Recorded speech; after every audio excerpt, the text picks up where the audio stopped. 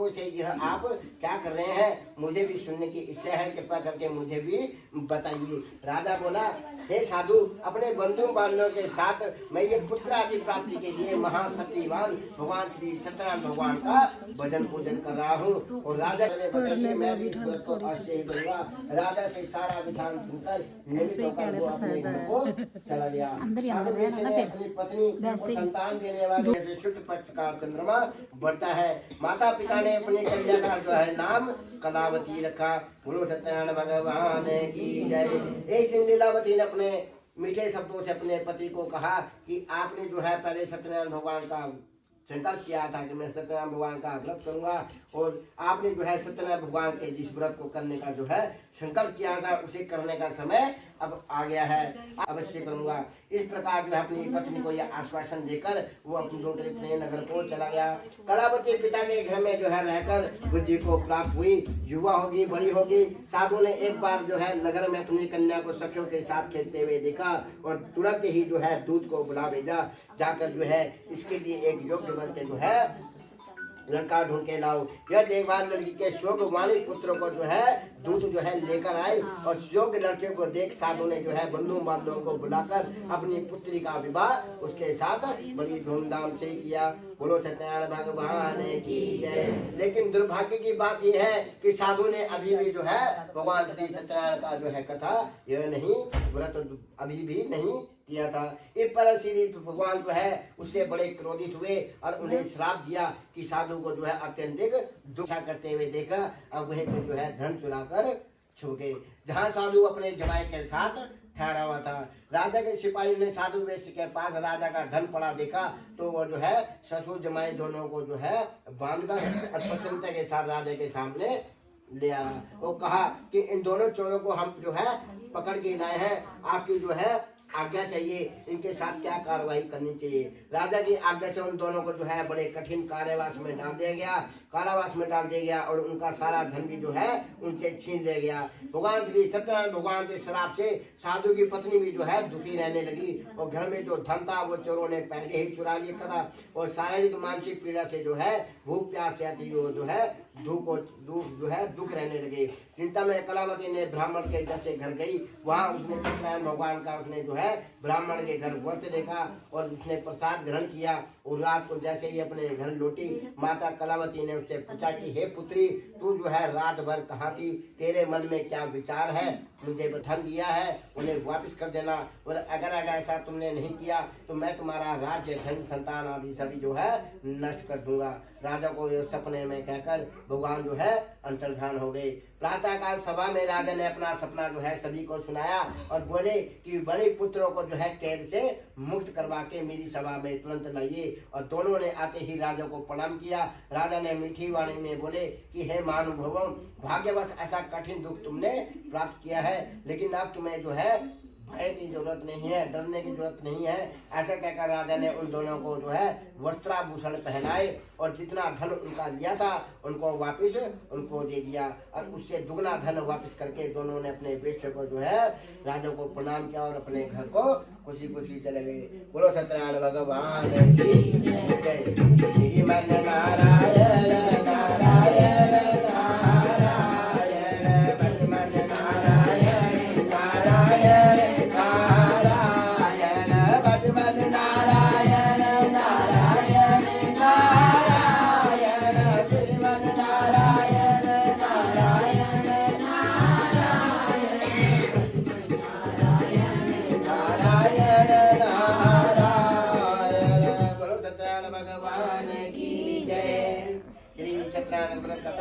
चौथे अध्याय में सूत जी बोले, वेश्य ने अब क्या किया, मंगलाचरण करके अपनी यात्रा को आरंभ कर दिया। मंगलाचरण मतलब हम किसी भी शुभ कार्य को करते हैं तो गणेश जी का नाम लेते हैं। उसे साधु तेरी नाव में क्या रखा हुआ है। जो साधु था वो अभिमानी था। उसने वाणी हंसता हुआ बोला कि हे दंडी, आप मुझसे यह प्रश्न क्यों पूछते हो, क्या आपसे मुझसे कोई मुद्रा लेने की इच्छा है। यह सुनकर भगवान बोले, तुम्हारा वचन सत्य हो। दंडी के ऐसे वचन सुनकर वो जो है तुम्हारा वचन सत्य। ऐसे वचन सुनकर वो दूर चले गए और कुछ दूर जाकर उन्होंने समुद्र के किनारे आसन जमा कर बैठ गए। दंडी के जाने के बाद जो साधु था उसने नित्य क्रिया के पश्चात अपनी नाव को थोड़ी ऊंची उठी हुई देखा और वो हैरान हुआ और नाव में बेल पत्ते आदि जो है सब नीचे जमीन पर जो है मूर्छित गिरे हुए थे। मूर्छा खुलने पर वह अत्यंत शोक से वह डूब गया और उसका दिमाग बोला कि आप कृपा करके शोक ना मनाए, यह जो है दंडी का श्राप है, भगवान का श्राप है, इसलिए हमें उनकी शरण में जाना चाहिए, तभी हमारी मनोकामनाएं पूर्ण होंगी। दिमाग की बात सुनकर वह दंडी स्वामी के पास पहुंचा और अत्यंत भक्ति भाव से नमस्कार करके बोला कि मैंने आपसे जो असत्य वचन कहे थे उनके लिए मैं क्षमा प्रार्थी हूँ। ऐसा कहकर महाराज शोकातुर हो गया और रोने लगा और दंडी स्वामी से बोले, हे वणिक पुत्र, दंडी स्वामी ने कहा, हे वणिक पुत्र, मेरी आज्ञा से जो है तूने बार बार दुख पाया है, तू मेरी पूजा से जो है ब्रह्ममुख हो गया था। हे भगवान, आपकी माया से जो है ब्रह्मा आदि देवता भी आपको नहीं जानते, तो मुझ जैसा अज्ञानी आपको कैसे जान सकता था। आप कृपा करके प्रसन्न हो जाइए, अब मैं जो है अपने सामर्थ्य के अनुसार आपकी पूजा अवश्य करूंगा। मेरी रक्षा कीजिए और पहले के समान नौका में धन आदि भर दीजिए। साधु में सके भक्ति वर्ग वचन सुनकर भगवान अति प्रसन्न हुए और उनकी इच्छा अनुसार जो है वरदान देकर अंतर्धान हो गए। बोलो सत्यनारायण भगवान की जय। ससुर और जमाई जो है नाव पर आए, उन्होंने अपनी नाव को ऊपर उठी हुई देखा। अब वहीं पे अपने साथियों के साथ भगवान श्री सत्यनारायण भगवान का उन्होंने भजन पूजन किया और अपने नगर को चल दिए। जब नगर के नजदीक जैसे ही पहुंचे, दूत को घर पर खबर देने के लिए उन्होंने भेज दिया। दूत जो है साधु की पत्नी को उसने प्रणाम किया और कहता है कि मालिक, आपने जो है दामाद सहित नगर के जो है निकट आ गए हैं। और दूत की बात सुनकर साधु की पत्नी लीलावती ने बड़े ही हर्ष के साथ भगवान श्री सत्यनारायण भगवान का भजन पूजन करा और अपनी पुत्री कलावती से कहा कि मैं अपने पति के दर्शन करने के लिए जाती हूँ, तू जो है शीघ्र आ जाना। ऐसे वचन सुनकर कलावती जो है जल्दबाजी में जो है प्रसाद को छोड़ देती है और अपने पति से मिलने के लिए चली जाती है। प्रसाद की अवज्ञा के कारण भगवान जो है उनसे रुष्ट हो जाते हैं और नाव सहित उसके पति को पानी में डुबो देते हैं। इधर कलावती अपने पति को वहां ना पाकर रोती हुई जमीन पर गिर जाती है और नौका को डूबा हुआ देख, कन्या को जो है रोता देख साधु जो है बड़ी दुखी होकर बोलता है कि हे प्रभु, भी जो है अंत में सर्व को प्राप्त होता है। बोलो सत्यनारायण भगवान की जय। श्रीमन नारायण नारायण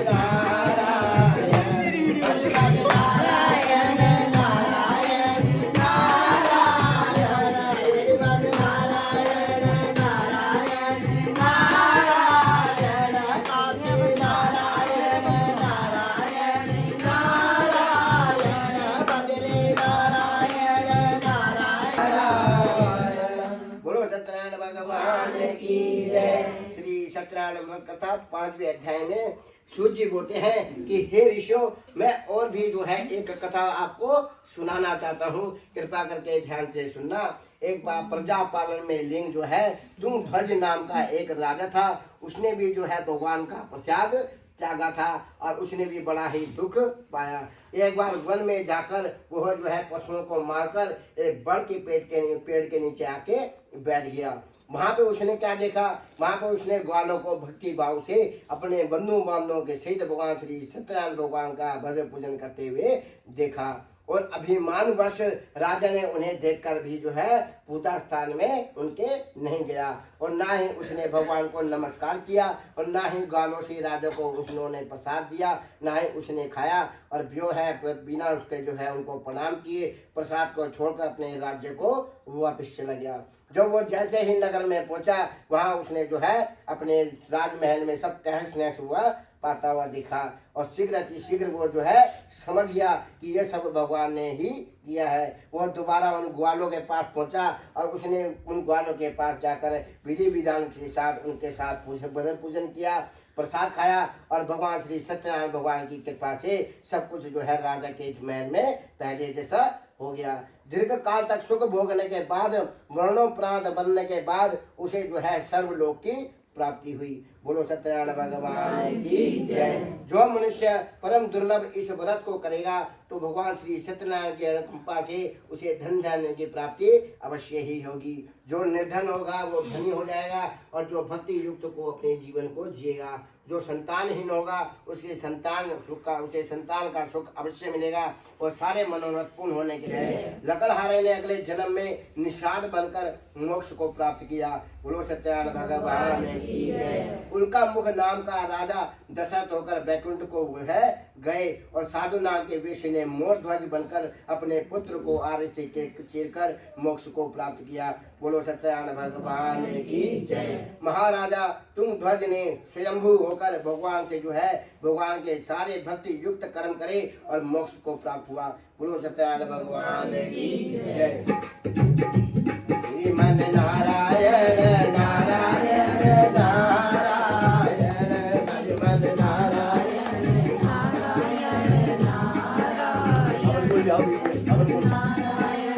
नारायण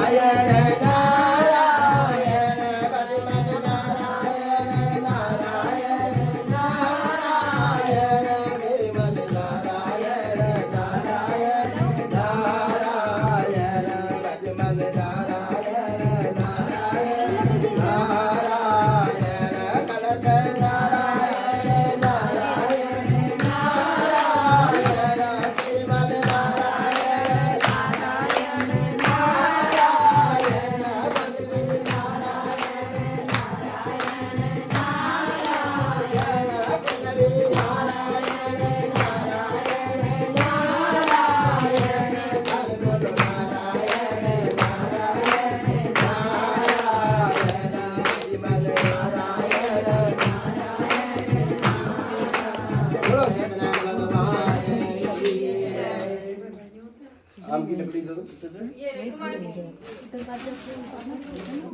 इसको आगे रखो थोड़ा पीछे हो दो पन्नी का